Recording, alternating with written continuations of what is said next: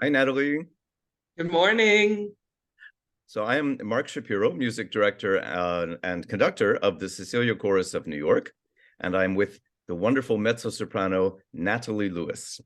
And we're here because Natalie and I will be on stage together at Carnegie Hall on Friday, April 28th at 8 p.m. with the Cecilia Chorus of New York and other soloists and the Every Voice Children's Chorus for music by, with Natalie, Bartok and Mariana von Martinez in the first ever Carnegie Hall performance of music by her. She was Mozart's piano four-hand partner. So Natalie, very excited to be with you. Um, are you excited? So I should mention this will be your first ever time on the Carnegie Hall main stage. My Carnegie debut. Well, I will say I was in the chorus before on the main stage, but this will be my first solo main stage opportunity. I'm very excited. That is a different thing, right? So, It's very different. and wonderful to be in the chorus. And um, do you have feelings, Natalie, about making your Carnegie Hall solo debut? I I think as of like this past week, it's finally been hitting me. I think before I I hadn't quite had time to like process this Hmm. opportunity, I don't think. Just because things have been so busy, but just as we've been coaching more and just as I've been, getting into the music deeper, I'm just like I'm it's like thankful is a word, but I'm just so excited and like overjoyed because being in there in the chorus and watching the soloists, we did Mendelssohn's Midnight Summer's Dream, and watching the soloists, I was like, okay, this I can't imagine how they feel. And then when you reached out to me, I was like, okay, I think that's gonna be me. I couldn't believe it. I can't, and I still can't, but I'm so excited. You can believe it because it's really going to happen. And when you were singing in the chorus on the stage, was it actually a dream of yours to say, I want to be that soloist? I mean, it's like yes, I think, but you and I'm trying to practice this, but like when I dream and when I think about what I'm going to do in the future, you never think that it's going to be Carnegie. And it's like I never thought that I would be going to Juilliard, and you never somehow think that that's going to be you, but you dream of being able to have these fulfilling experiences that all of your favorites have had. So in some ways yes, in some ways no, but Yeah, I'm so excited. it really is you. Yeah. It really is me. It is. Yes. I'm gonna start believing it starting Yeah, today. I think it's time. Yeah. So we have been mentioning all over the place that you were just the winner of the Houston Grand Opera Concert of Arias. Can you tell us about that experience and that triumph? Uh, that was such a wonderful, wonderful week. I did Yava with Houston Grand Opera in 2021. Hmm. So going back for this week was a lot like Yava. We stayed in the same hotel And and just we were all, clarify what Java is for the oh yeah, listeners. so it's the Young Artists Vocal Academy. Yeah. And HGO picks 10 to 12-ish singers, and we spend a week in Houston and we study and we work with the faculty, and it all culminates in a final concert that we get to put on. Yeah. And after I did that, I was like, I have to go back to HGO. I just had so much fun, and the people there are so wonderful. So the competition was truly just like that. I mean, the pressure was a lot higher as we had auditions, every other day it felt like, and we had an interview or a coaching or something. So we were on edge, but by the time we got to the concert at that point, we were like, this is the easy part. This is the fun part. Now we just sing and we see what happens. And and so we did. And when we got to the awards part, I would say before that, after we had all sung, we were all so just proud of ourselves and just happy with the work we have done. We didn't really even kind of care what the outcome was going to be. We were just so happy that we had made it through the week, and there was just a lot of good energy backstage. And so when we did get to the awards, we were all in it together, I think. And I I think surprised, once again, I was surprised. Surprise is an understatement when they announced my name for first. And there's, and maybe I can share it too. There's a photo of me after they call, someone like screenshotted the live stream of me after they called my name, and my face is, I should be smiling and I should be like this, and instead I'm like for like a split second I was like, what? Oh, I love that. I'm just so excited, so happy. It couldn't have Yeah, gone well, better.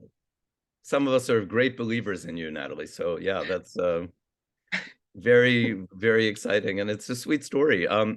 Was there a lot of sort of bonding backstage among the competitors? So there was, especially during like auditions and during the competition itself. Kind of during our downtime, we were pretty alone, I think. Or I felt a sense of aloneness during that time, just because I thought it would be more like Yava, where we spent a lot of time together, like pretty consistently. Mm-hmm. But it made sense that we'd want to take time to be with ourselves and to rest our voices and to make sure we were in good shape for the Oh, sure. competition audition. So there was when we were together, it was we were all great friends, even though we barely knew each other. Yeah. Can you tell us a bit about where you grew up and how you came to sing? Yeah, yeah.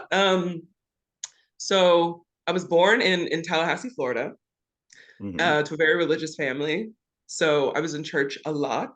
My Mm-hmm. dad was in the military, so we didn't stay in Florida for long, but I did stay in the South for for most of my childhood, and church singing and whatever CDs my mother would let me listen to, which included a lot of like just like Disney songs, but also like Motown and like soul music and gospel music. That was pretty much all I was allowed to listen to. So I grew up listening to good voices and Mm-hmm. singing along with them. Uh, and then as my father's job took him around the country. I found that each place I moved, it was like the musical communities that I connected with the most. And so once I had entered middle school, that's when I started doing choir, um, and singing that way, which was the first time I'd been in like a non-gospel choir, a non-religious choir. Um, and then it kind of started there. I think once I moved to Massachusetts, which is where I graduated from high school, Mm-hmm. um, and I was around a very, very supportive music faculty at Bedford High School. That's when I was like, okay, maybe singing can be something I do post high school, which is not what I thought was going to happen. I thought I was going to have to get quote unquote a real job. Mm-hmm. Um, Did you have any but thoughts my about parents, what that might be, your real job? I mean, when I was younger, I thought I was going to be a plastic surgeon, Mm-hmm. and that's how it happened. And then when I got to um, my sophomore year of high school, I really wanted to be an OBGYN. I really wanted to like work with mothers and babies and do that. And then I heard about how long I would have to go to medical school, and I was like, you know what? I Mm-hmm. think maybe not. So, but music was something that I always did, and I knew I loved it, and I knew I was going to be doing something musical no matter what I did on the outside. So I was like, Yeah. why not make this my focus? It was all I wanted to do. Yeah. Well, one can see why. I guess we should mention you and I met, I think, last year Last at year. Juilliard when I conducted a production of Rake's Progress, and you covered the role of Baba. And it was a great experience for me working with you. Um, Very good for me too. yeah, Very, very mutually wonderful for me too. I think we can say we got along. Um, I love to. yeah, And still do. and still do. Um, so that yeah, that it's so it won't actually be relevant for Carnegie Hall a little bit, I guess, but you have a real comic side, I think, to you. Do you think that's true? I definitely think so. And as a mezzo, sometimes I think it can get in the way because a lot of our roles are not comedic, goofy characters. A lot of them are meant to be fairly serious and regal And and to scary. just have this exactly. Yeah. And and sometimes I find myself jumping towards the more like comedic, like sly kind of character when I'm meant to be a little more serious. Mhm. So I definitely feel like I resonate with comedic characters probably more than the serious ones, but you need them all. We need them all, and I think there's always a side of one in the other.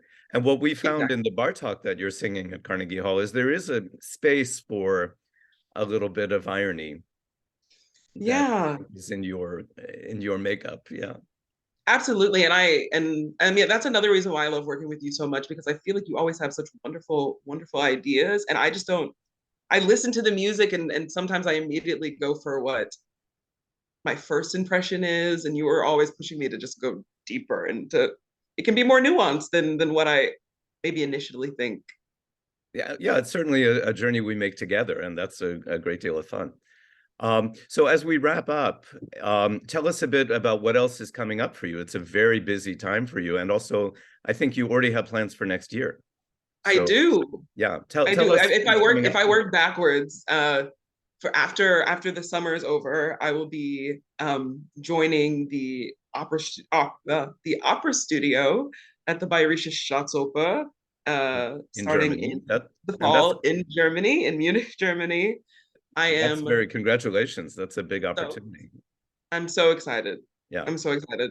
Right before that, I will be attending Marilla for the summer, San Francisco. participating, Yeah. yes, in San Francisco, participating in a show I don't think I'm allowed to say quite yet, but you will Okay. see very, very soon.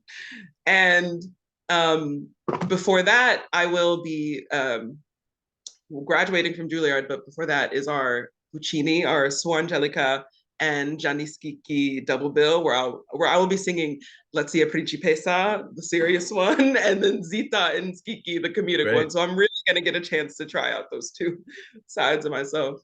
And then in the midst of all that, I'm participating in the Met Lafont competition semifinals as well. So quite the busy month. Quite the busy month. That's great. Well, Yeah. Natalie, thank you so much for talking with me on Zoom. We can share with our listeners that you and I are going to meet in person in about an Very hour soon. to do some more in-person work. Excuse me. Yes. But always a pleasure to talk to you and to spend time with you. Yes, and I can't wait to do some more later today. Thank you. Yes, we'll see you soon. See you soon. Thank Bye for you. now. Bye. It's like, should I actually leave? I'll leave.